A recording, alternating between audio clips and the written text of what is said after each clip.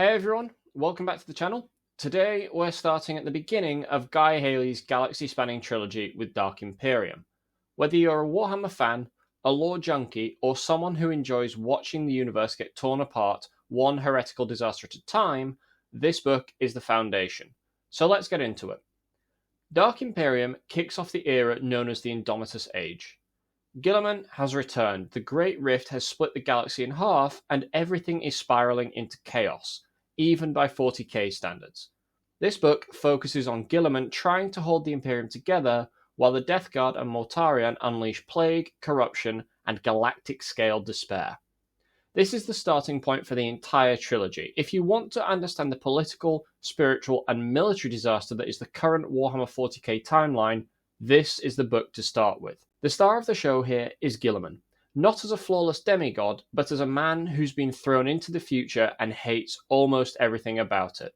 His intelligence, restraint, and occasional sarcasm make him one of the most compelling Primarch portrayals in modern 40k. Haley does an incredible job capturing the scale of the Imperium's collapse.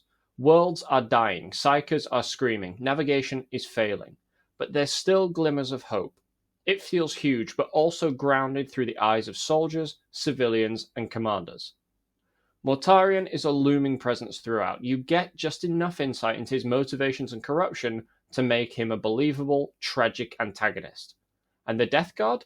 They are written with the perfect mixture of horror and sad poetry. 40k lore can get overwhelming, but Dark Imperium explains just enough to keep newcomers afloat without boring veteran fans. It's accessible, but deep. The book occasionally feels like it's setting up major lore shifts rather than telling a self-contained story. That's not bad because it is the foundation, but readers looking for a tight, standalone plot will find the pacing a little dispersed. Alright, this is your warning. Spoilers ahead for Dark Imperium. If you haven't read it yet, pause here, smash that like button, and come back when you've finished.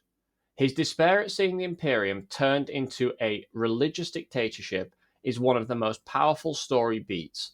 It sets up his philosophical arc across the trilogy. Can you fix an empire that worships a corpse and hates progress? The unveiling of the massive plague assault across Ultramar sets the stakes for the entire trilogy.